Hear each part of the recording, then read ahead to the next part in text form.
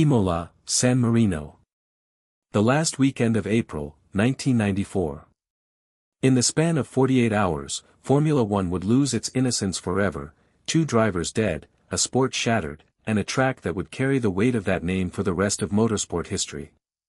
This is the story of the darkest weekend racing ever lived through. To understand why Imola hit so hard, you have to understand what Formula One believed about itself in the early 1990s. The sport had gone over a decade without a fatality at a Grand Prix weekend. The last driver killed during a race weekend had been Elio De Angelis, testing at Paul Ricard in 1986. Before that, Riccardo Paletti in 1982. Safety had improved. Cars were faster, technology more advanced, and there was a growing, comfortable belief that the worst days of Formula One, the era when drivers accepted death as a cost of doing business, were behind it. Drivers raced hard because they believed the sport had finally tamed its oldest enemy. That belief would not survive the weekend of April 29 to May 1, 1994, at the Autodromo Enzo E. Dino Ferrari. The weekend began ominously, and in hindsight, the signs were impossible to ignore. On Friday, during qualifying, Rubens Barrichello's Jordan launched off a curb at the Variante Bassa chicane, flew through the air, and slammed into the tire barrier.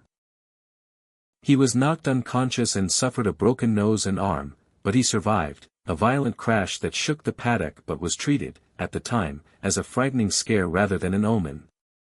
Then came Saturday. During final qualifying, Roland Ratzenberger, a 33-year-old Austrian driving for the small Simtek team, lost the front wing of his car at the very fast Villeneuve corner. The car speared off the track and hit the concrete wall almost head-on at over 300 km per hour. Ratzenberger died from a basilar skull fracture, becoming the first driver to die at a Grand Prix weekend in nearly 8 years. The paddock was in shock. Some questioned whether the race should even go on. Ayrton Senna, the 3-time world champion and the sport's brightest star, was reportedly devastated.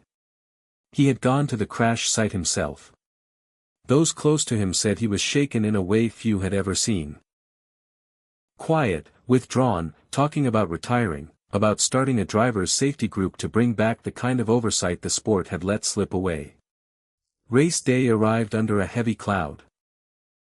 Senna started from pole position in his Williams Renault, a car that had been troubled all season, wrestling with switching from the dominant, electronically assisted Williams of years prior to a stripped-down, more mechanically raw machine under new regulations banning driver aids like active suspension and traction control. Just moments after the start, disaster struck again, though this time, mercifully, without fatal consequence. J.J. Leto stalled on the grid, and Pedro Lassiter. No, it was Pedro Lamy, running at speed in the back of the pack, plowed into the stalled car, sending debris flying over the safety fencing and into the crowd, injuring spectators and a police officer. The safety car was deployed. The race resumed after several tense laps behind the pace car, tires and brakes cooling below their operating temperature. Then, on lap 7, at the flat-out Tamburello corner. A corner drivers took at nearly 300 km per hour with barely a lift of the throttle, Senna's Williams suddenly veered off the racing line and ran straight off the track. The car struck the concrete retaining wall almost head-on. To the millions watching live around the world, it did not, at first, look catastrophic. The car came to rest. Senna's head could be seen moving. For a moment, there was hope. But the telemetry told a different story, and so did the marshals who reached the cockpit first. A piece of suspension, torn loose in the impact, had pierced his helmet.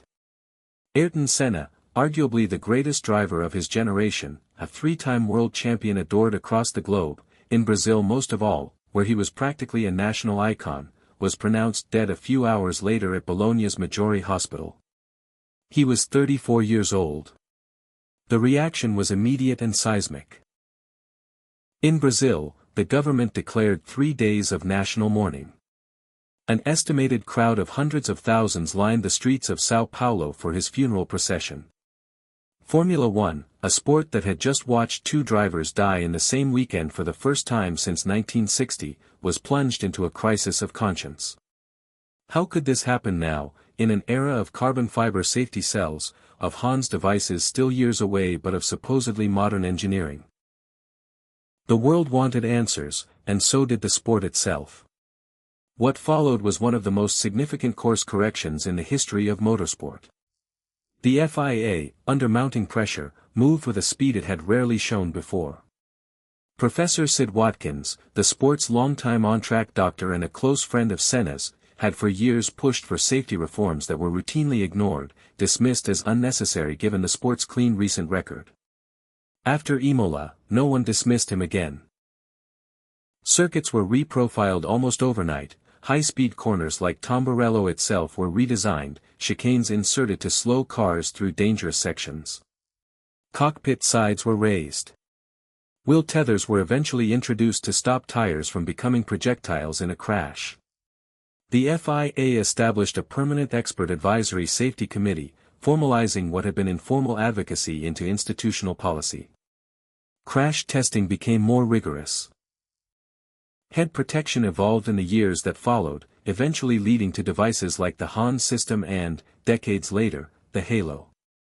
Every one of those innovations traces a line back to that single weekend at Imola, back to two names, Roland Ratzenberger and Ayrton Senna, whose deaths forced a sport to finally confront what it had spent years trying not to think about. The investigations into Senna's crash dragged on for years, an Italian legal process that put Williams engineers on trial, examining whether a steering column failure had caused the accident. The courts would eventually clear Williams and its designer, Adrian Newey, of criminal responsibility, though the exact cause of the crash remains debated by engineers and fans to this day.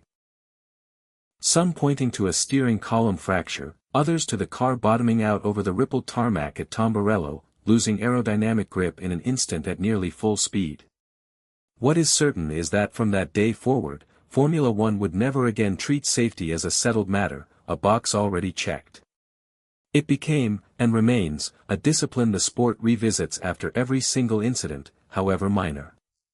Imola itself changed too, forever marked by what happened there. The Tamburello corner was reshaped into a slower chicane.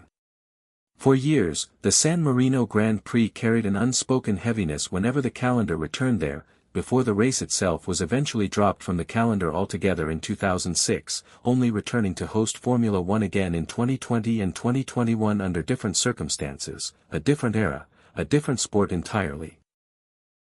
A memorial to Senna stands near Tamburello today, a place where fans still gather every year on the anniversary, flowers and flags marking a corner that once claimed the life of a legend.